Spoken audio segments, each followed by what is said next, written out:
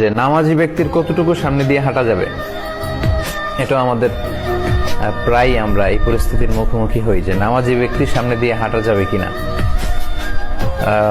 এক্ষেত্রে উত্তর হচ্ছে, জামাত চলাকালীন সময়ে ইমাম সাহেবের সামনে যদি সূত্রা থাকে, ব্যারিয়ার থাকে, তাহলে মুসল্লিদের সামনে দিয়ে হাঁটা চলা করতে সমস্যা নেই, প্রয়োজন নেই। কারণ সূত্রাতুল ইমাম এই সূত্রাতুল মুসল্লি, ইমামের সূত্রাতেই মুসল্লিদের সূত্রা হয়ে যায়।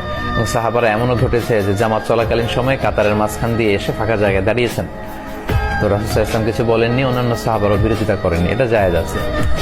কিন্তু আপনি যখন একাকী সালাত আদায় করবেন তখন আপনার সামনে দিয়ে কেউ ক্রস করতে পারবেন না। এবং এটি এত বড় গুনাহের কাজ, কারণ বান্দা যখন সালাত পড়ে ইউনাজি রব্বাহ, সে তার রবের সাথে গোপন আলাপ করে, কথা বলে, যদিও অনেকে আমরা এটা ফিল করি না। তো সেই সময় আপনি মাঝখান দিয়ে যাবেন, এটা মোটেও কাম্য না। এবং আল্লাহ রাসূল সাল্লাল্লাহু আলাইহি ওয়াসাল্লাম বলেছেন, লাউ ইয়ালামিল মারু বাইনা ইয়াদাইল মুসাল্লি মা আলাইহি মিনাল ইসম।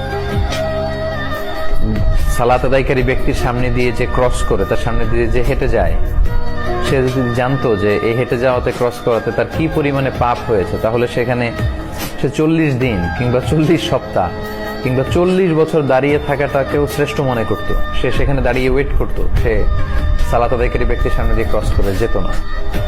তো এত বড় হুঁশিয়ারি দেওয়ার পরেও আমরা যদি এটা কেউ করে ফেলি, এটা ঠিক হবে না।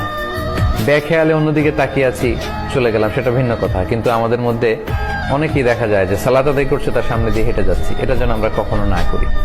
তো ভাই প্রশ্ন করেছেন যে কতটুকু সামনে দিয়ে যাওয়া যাবে। এক্ষেত্রে দুইটি মত আছে। একটি মতামত হচ্ছে